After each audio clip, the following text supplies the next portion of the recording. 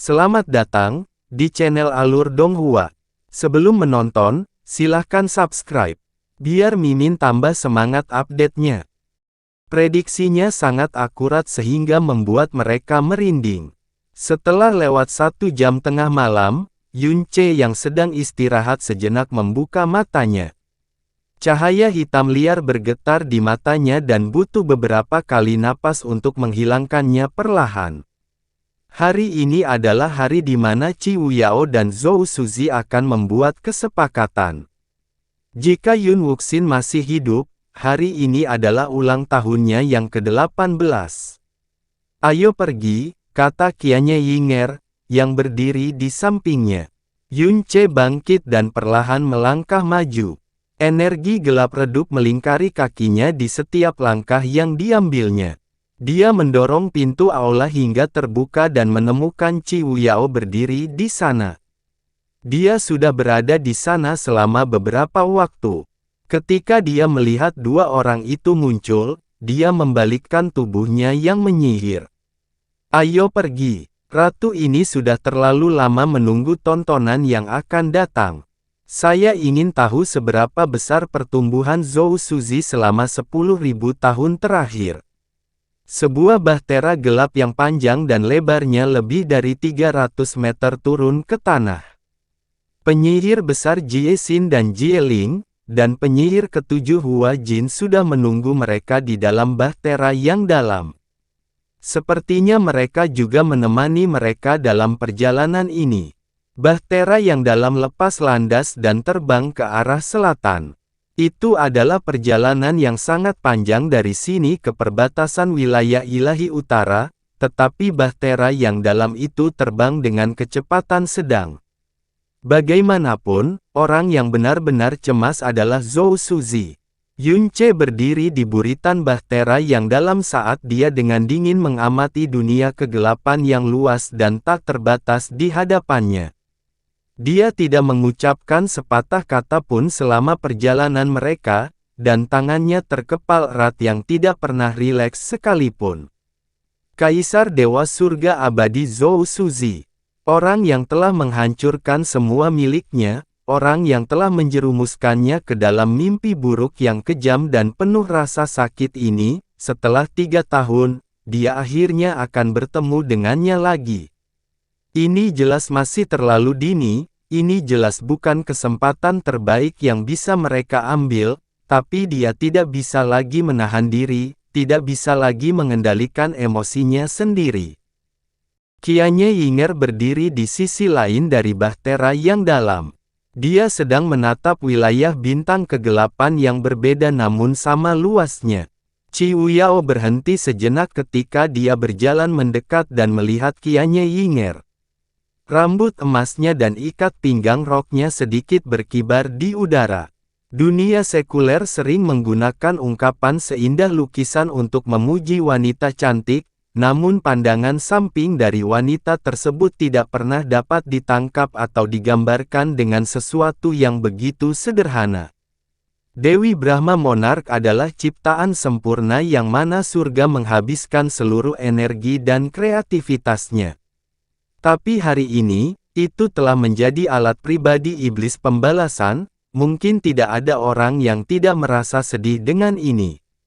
Biasanya, kamu tidak akan bergerak sejauh 3 kaki darinya saat ratu ini ada. Namun hari ini, Anda berdiri lebih dari 100 kaki darinya.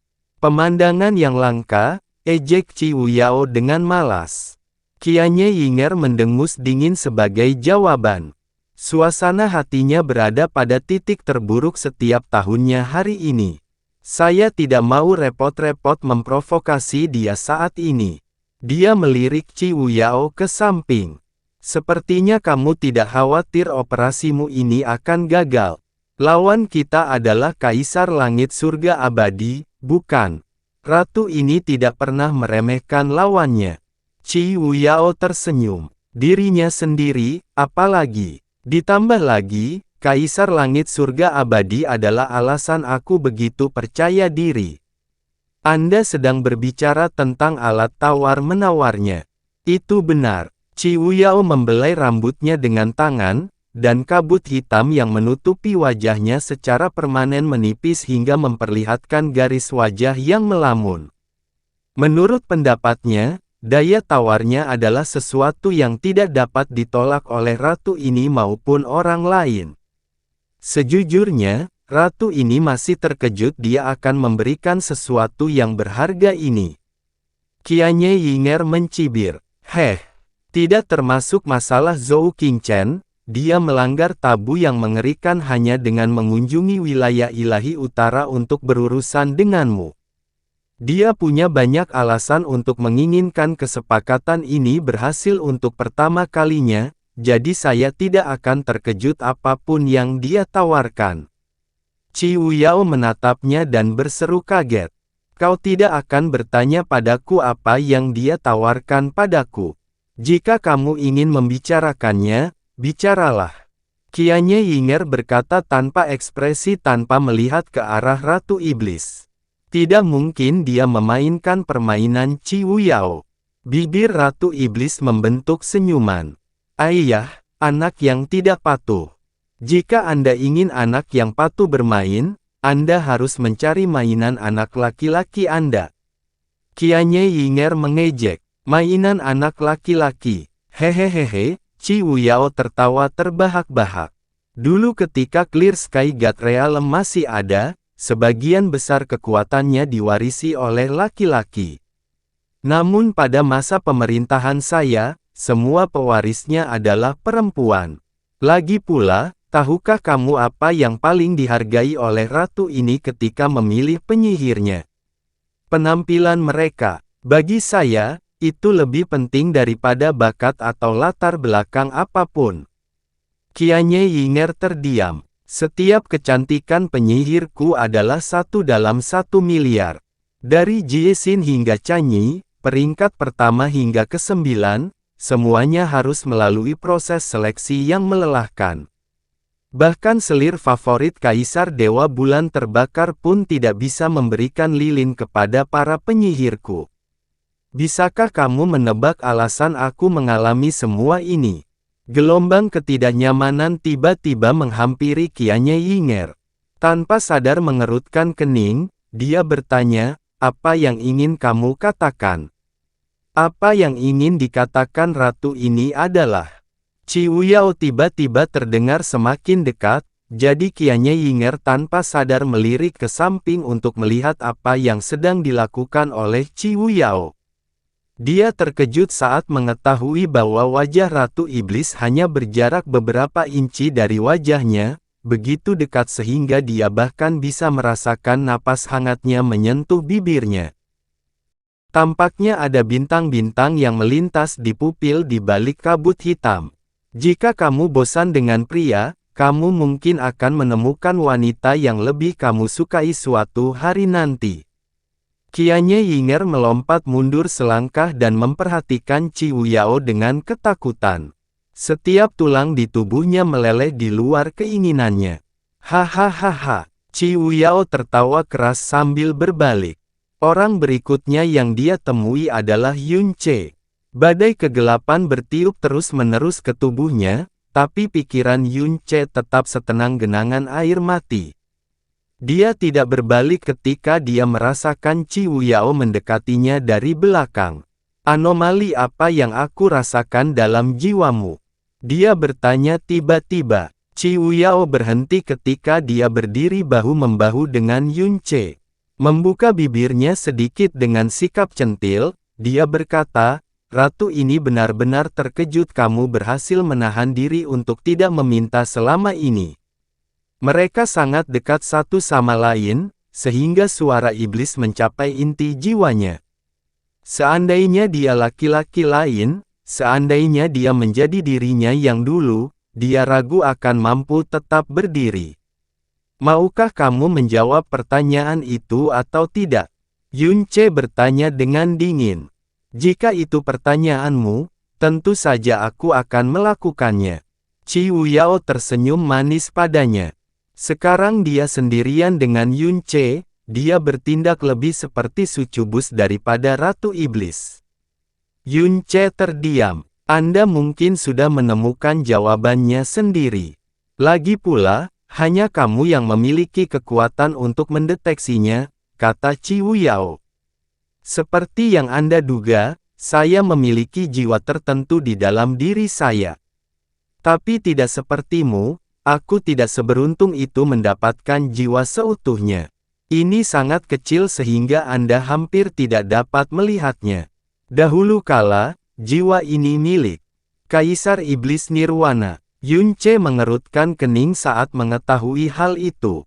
Saya pikir begitu. Kaisar Iblis Nirwana adalah salah satu dari 4 Kaisar Iblis kuno.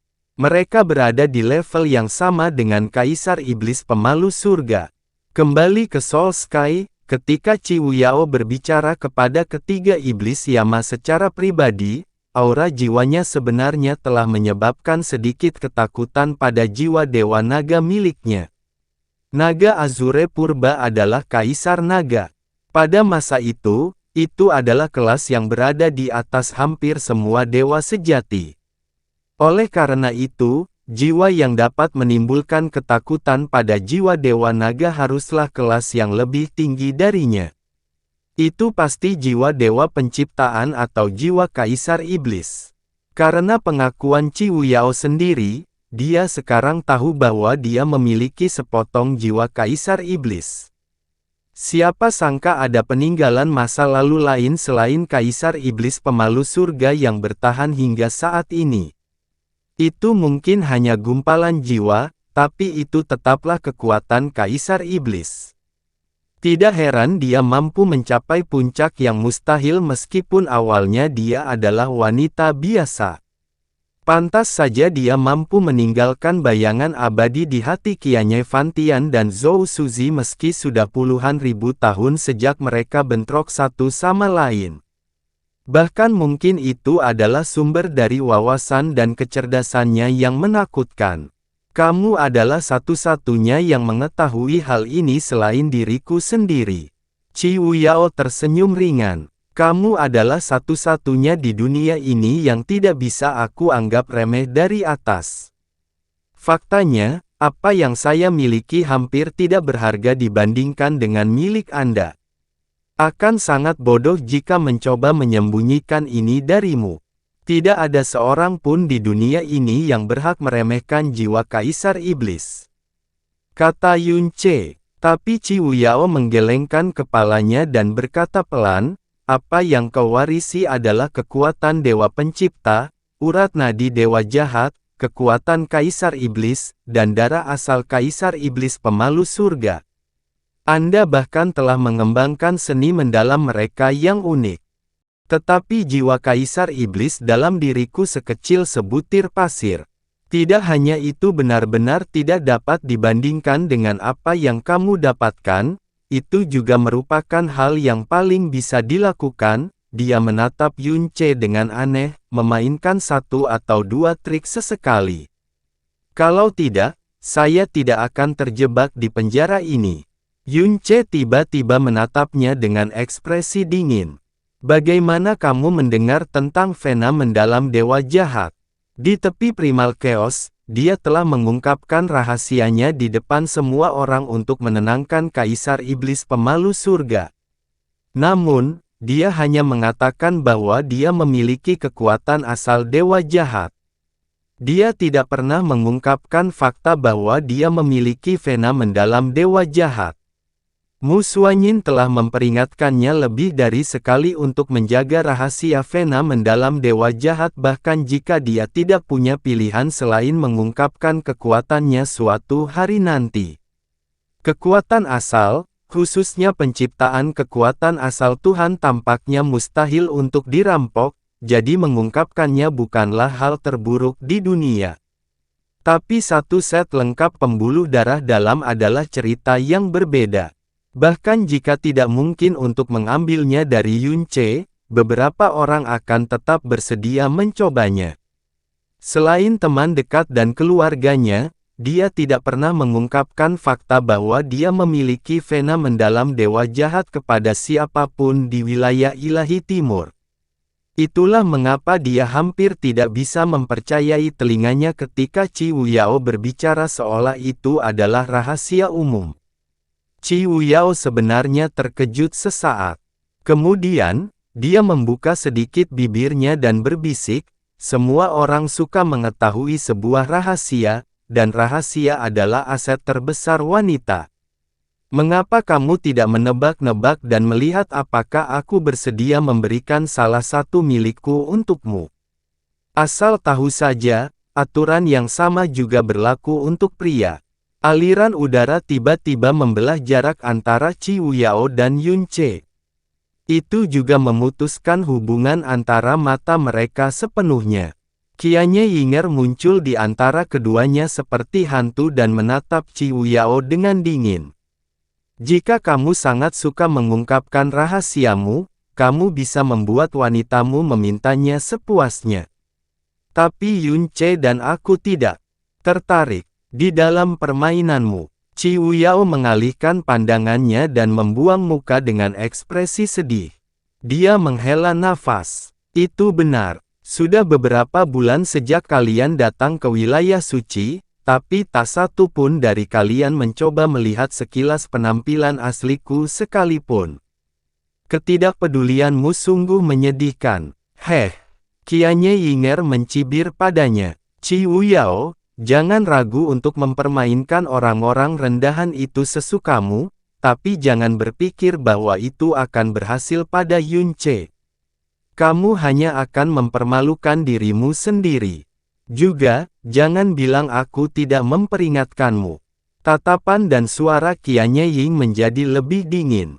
"Tapi sejak hari pertama kerja sama kami sudah bilang padamu untuk tidak memikirkan hal bodoh apapun. Kamu tidak akan menginginkan musuh seperti Yun Ce dan aku." Dengan punggung menghadap Qianye Yinger, senyuman misterius terlihat di bibir Qi Wuyao. "Gadis yang sensitif. Kamu berkembang secara positif pada diriku, Yun Qianying." Qianye Yinger terdiam. Bahtera kegelapan yang dalam mulai melambat pada saat ini.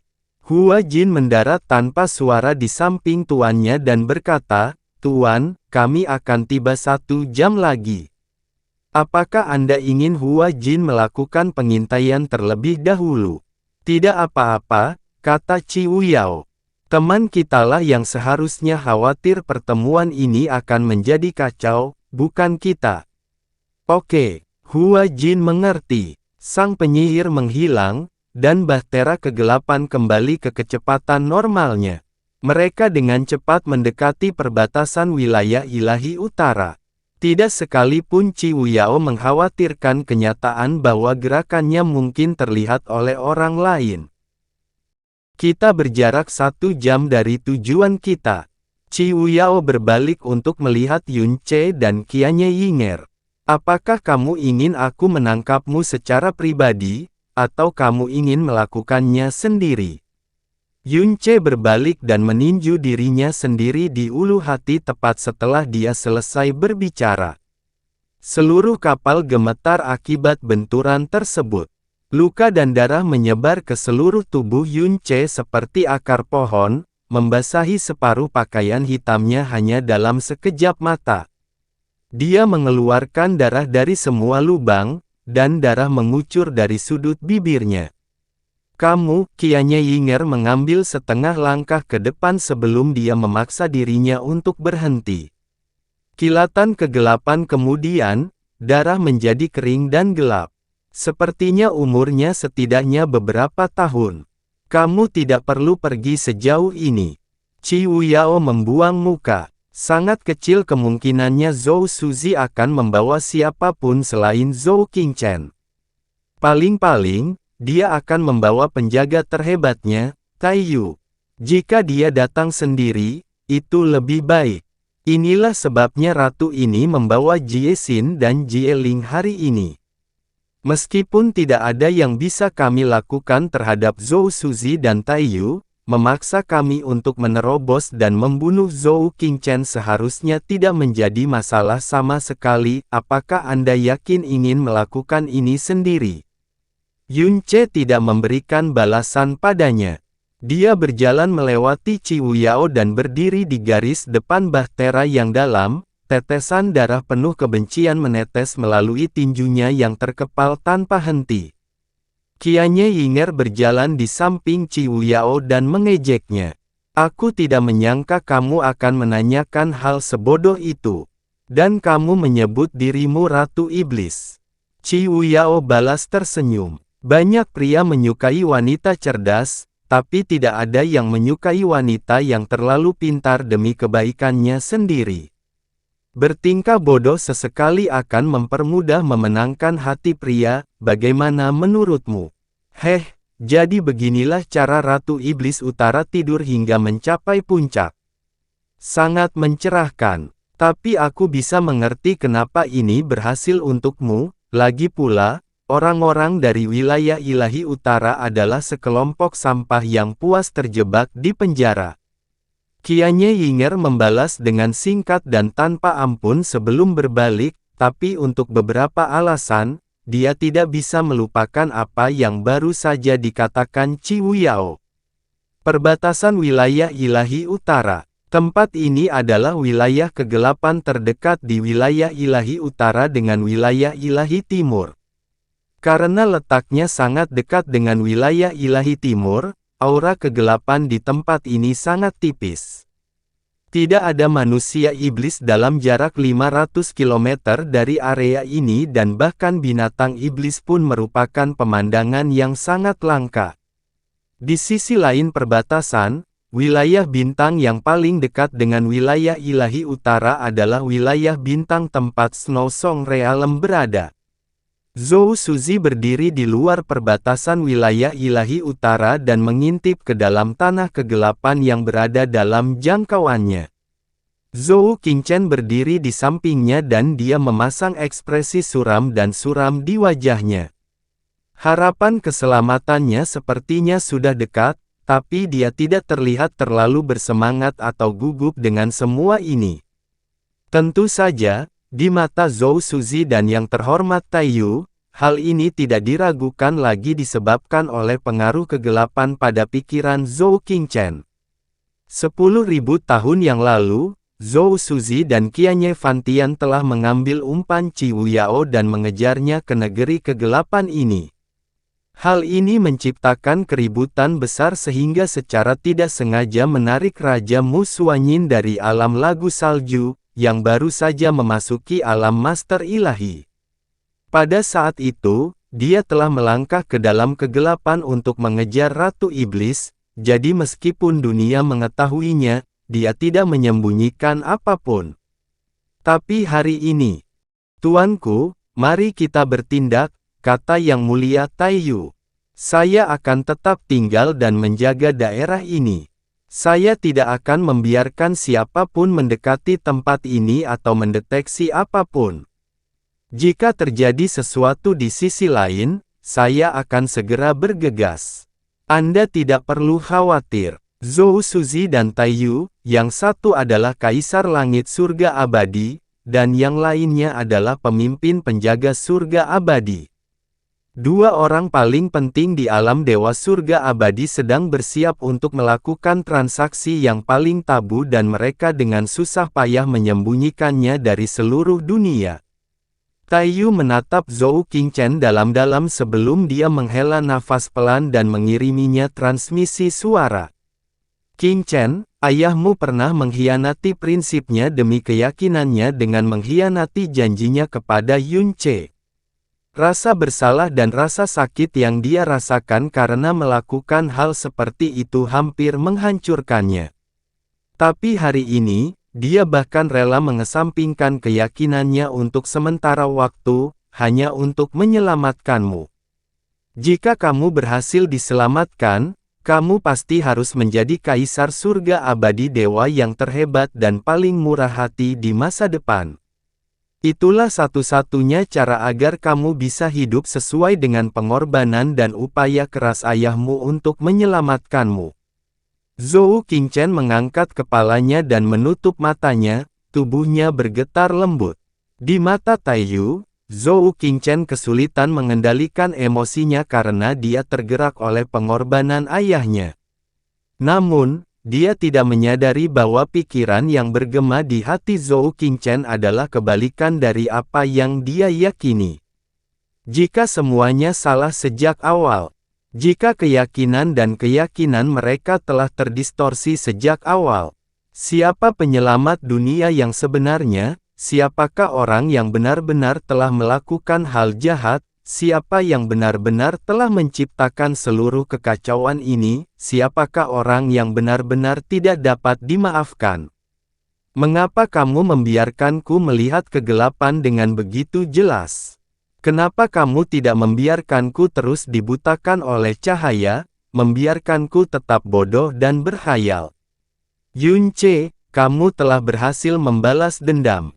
Kau tidak membunuhku, tapi kau membuatku sangat menyesali cara hidupku, membuatku sangat menyesal karena aku sebenarnya adalah putra Kaisar Langit Surga Abadi. Memikirkan bahwa lingkaran cahaya yang dulu saya panjatkan, dan kemuliaan yang dulu saya banggakan, sebenarnya adalah hal-hal yang benar-benar terperosok dan terpelintir dalam jutaan tahun dosa dan kekotoran. Betapa konyolnya semua ini. Qingchen, ayo kita berangkat. Ketika dia melihat ke arah Zhou Qingchen, kabut gelap yang menutupi wajah Zhou Suzi menghilang. Dia memberinya senyuman hangat dan lembut sambil berkata, "Jangan khawatir, jika aku tidak cukup percaya diri, ayahmu tidak akan membawamu ke tempat ini. Setelah hari ini berlalu, semuanya akan berakhir." Zhou Qingchen menganggukkan kepalanya. Setelah itu, dia mengikuti Zhou Suzi dan berjalan menuju tanah kegelapan di depannya. Bahtera kegelapan yang dalam akhirnya terhenti. Yunce adalah orang pertama yang turun dari bahtera yang dalam, tapi dia tidak mengambil tindakan independen apapun.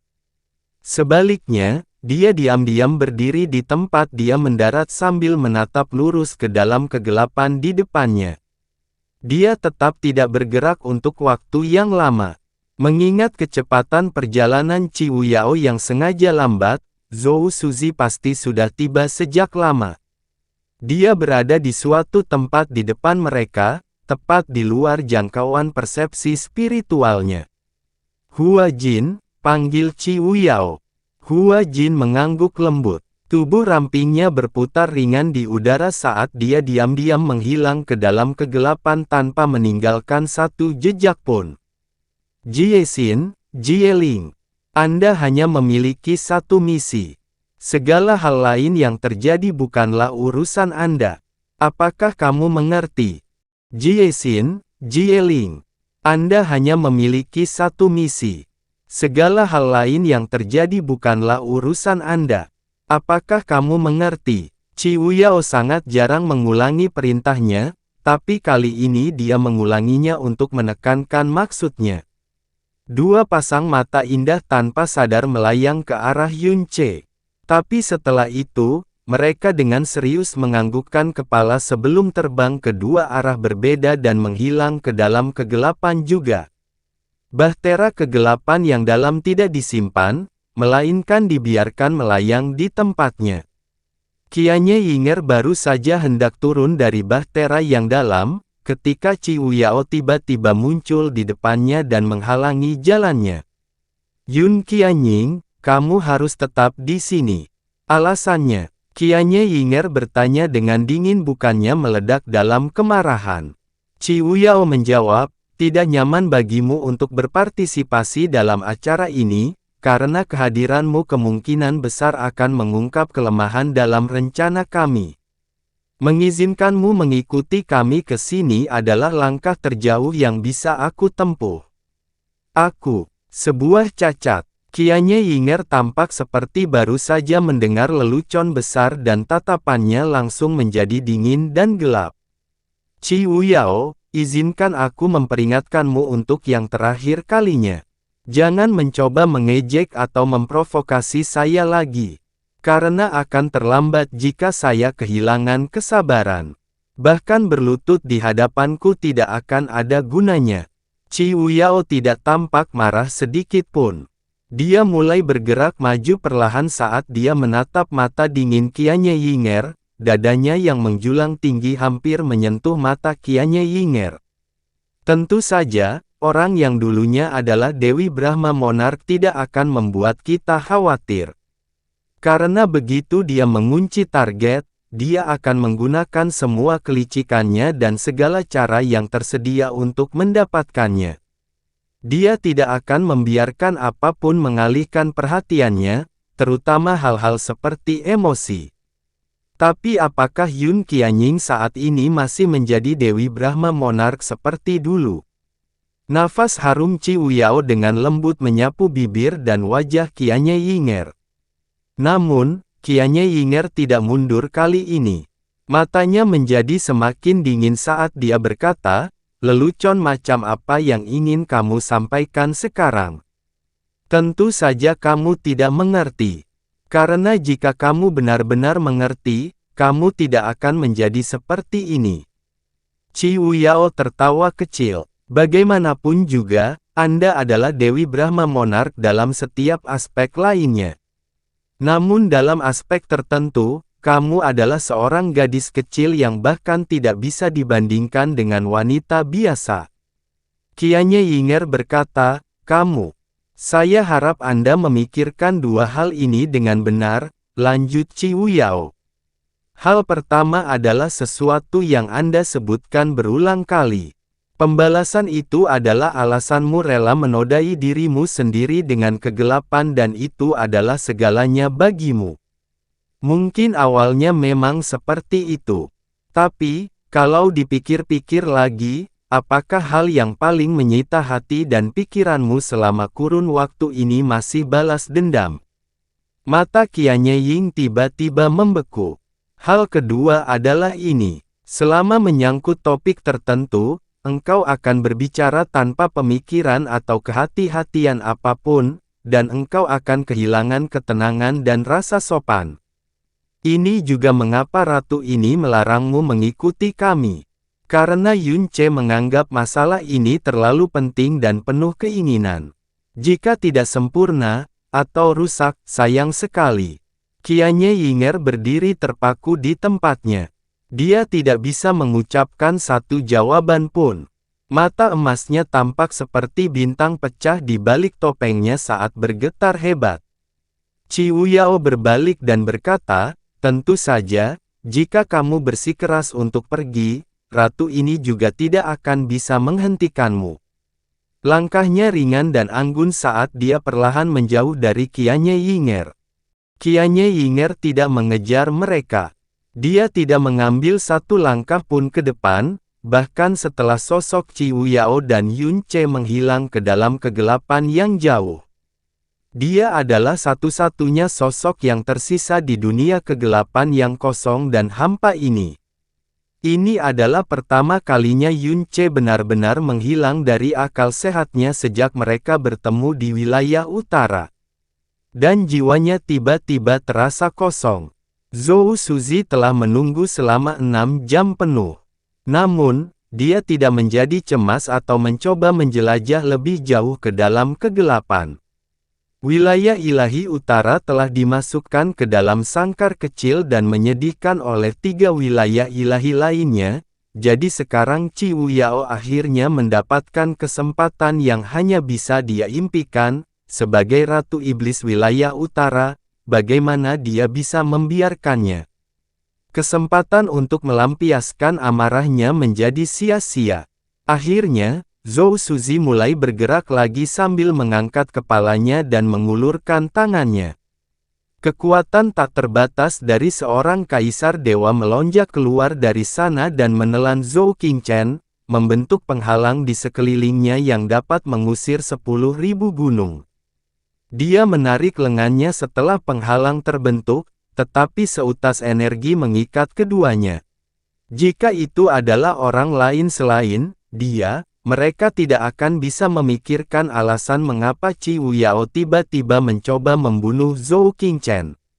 Lagi pula, bagi Qi Wuyao, Alat tawar-menawar ini seharusnya 1 triliun kali lebih berharga daripada membunuh putranya untuk memamerkan kekuatannya dan melampiaskan amarahnya. Kecuali dia sudah gila. Namun, dia tidak akan lengah. Qiu Yao berjalan ke arahnya dari dalam kabut hitam pekat. Setelah dia tiba, tanah kegelapan yang sudah menyeramkan dan suram menjadi semakin menindas. Zhou Suzi merasa seolah-olah langit yang gelap sedang ditekan dan suasananya menjadi begitu menyesakkan hingga dia hampir tidak bisa merasakan detak jantungnya di dadanya. Cahaya abu-abu terpantul di mata Zhou Suzi dan wanita di depannya bermandikan lapisan tipis kabut hitam. Namun, baik mata maupun persepsi rohaninya tidak dapat menembus kabut itu. Meskipun sosoknya kabur dan wajahnya tersembunyi, Zhou Suzi telah yakin bahwa dia adalah Ratu Iblis wilayah utara sejak pertama kali dia muncul. Karena dia tidak akan pernah melupakan aura kegelapan ini, bahkan sampai hari kematiannya. Namun, pandangannya segera beralih ke sosok yang mengikuti di belakang Qiu Yao. Saat melihat orang ini, pupil matanya sedikit berkontraksi. Yun Ce, Zhou Qingchen akhirnya mengangkat kepalanya juga. Sosok Yun Ce perlahan keluar dari kabut hitam. Dia mengenakan pakaian hitam compang camping dan rambutnya acak-acakan. Darah menutupi tubuhnya, tubuh terbungkus lapisan kabut hitam. Ini jelas bukan kekuatannya sendiri. Itu jelas merupakan kekuatan kegelapan yang berasal dari Ratu Iblis. Langkahnya lamban dan berat saat ia berjalan dengan susah payah melewati kabut hitam, namun tubuhnya tampak sekeras baja yang kuat. Matanya jelas sedikit kabur dan tidak fokus tetapi masih memancarkan kebencian yang jahat. Saat dia melihat Zhou Suzi, seluruh tubuh Yun Ce menjadi kaku. Matanya bersinar dengan cahaya merah darah kebencian saat dia menggeram, anjing, tua, surga, abadi. Setiap kata mengandung kebencian yang menusuk tulang, penuh dengan gigi patah dan darah. Dia terhuyung satu langkah ke depan sebelum dia menyerang Zhou Suzi seperti orang gila. Dia tampak seperti roh jahat yang jiwanya telah tertusuk ribuan pedang. Qiu Yao dengan ringan mengetuk udara, menyebabkan kabut hitam menimpa Yun Ce dan dengan keras menekannya ke tanah. Seluruh anggota tubuhnya mengejang di udara, tapi dia tidak mampu berdiri. Satu-satunya hal yang bisa dia lakukan hanyalah mengeluarkan raungan kesakitan yang parau. Kemarahannya, kebenciannya, luka-lukanya, darahnya, dan sorot matanya. Semua itu nyata. Kekuatan dan kekuatan jiwanya yang dalam memang telah sepenuhnya ditekan dan disegel oleh Qiu Yao, namun, dia dapat melarikan diri dari penindasan ini kapan saja. Qiu Yao bahkan tidak melirik Yun Ce sedikit pun saat dia berbicara dengan lesu dan malas, Kaisar Langit Abadi, sudah 10.000 tahun. Tidak kusangka kamu sudah begitu tua. Jika ratu ini tahu hal ini akan terjadi, saya tidak akan menyia-nyiakan banyak usaha bertahun-tahun yang lalu. Dalam beberapa tahun lagi, aku akan hidup lebih lama darimu. Hehe, seseorang yang jauh lebih baik dari yang lama ini akan menggantikanku jauh sebelum hidupku layu, jadi aku khawatir keinginan Ratu Iblis akan sulit dipenuhi. Zhou Suzi mengucapkan kata-kata itu dengan senyum tipis di wajahnya. Rambut dan janggutnya sedikit berkibar tertiup angin, memberinya kesan abadi sejati. Apakah ini putra bungsumu? Tatapan Qiu Yao tertuju pada Zhou Qingchen. Dia membiarkannya melekat pada dirinya saat suaranya tiba-tiba menjadi lembut dan serak. Dia benar-benar anak yang tampan. Karena dia memiliki takdir yang sama dengan ras iblisku, kenapa kamu tidak membiarkan ratu ini menjaganya? Aku akan membiarkan dia menjadi anak surga abadi, milikku dan hubungan antara alam kita berdua akan diperbaiki. Bukankah itu sempurna? Seluruh tubuh Zhou Qingchen menjadi lemas dan matanya langsung berubah menjadi tidak berwarna. Setetes air liur menetes ke sudut bibirnya. Zhou Qingchen merasa seolah-olah jutaan lonceng meledak di kepalanya saat tubuhnya bergoyang dan matanya kembali fokus. Namun, seluruh tubuhnya sudah berkeringat dingin. Zhou Suzi menekankan telapak tangannya ke dadanya, mendorong Zhou Qingchen ke belakangnya. Suaranya semakin dalam saat dia berkata, "Ratu Iblis, kamu dan aku menginginkan sesuatu. Jika kesepakatan kita gagal, kesepakatan lama ini menjamin bahwa Anda tidak akan pernah diberi kesempatan seperti ini lagi." Ayah! Qiu Yao menjerit pelan karena tidak senang saat dia menarik kekuatan jiwanya. Dia tersenyum riang dan berkata, "Ratu ini hanya memutuskan untuk bercanda kecil setelah melihat betapa tampannya anak ini. Sebagai kaisar ilahi, Anda tidak perlu bersikap picik." Namun, dia mengambil satu langkah ke depan. "Ratu ini tidak pernah membayangkan bahwa kamu akan datang sendiri, oh. Tapi tidak mengherankan, penerus takhta surga abadi yang terhormat sebenarnya telah menjadi manusia iblis. Dan Anda, Kaisar Langit Abadi Dewa yang agung dan terhormat, sebenarnya datang jauh-jauh ke negeri gelap ini untuk memohon pada ratu ini. Jika salah satu dari hal ini terungkap, itu akan sangat mengejutkan semua orang suci di 3 wilayah dewa hingga mata mereka melotot. Ini akan menjadi berita yang sangat mengejutkan sehingga seluruh dunia akan tertawa sampai ternganga. Jadi bagaimana mungkin Anda bisa membentuk satuan tugas besar untuk ini?" Hahaha. Dia tahu bahwa Ratu Iblis pasti akan mengejeknya, jadi Zhou Suzi tetap bergeming. Dia berkata, "Ratu Iblis, kamu benar-benar menganggap tinggi ratu tua ini. Kamu bahkan membawa 2 penyihir lain bersamamu kali ini.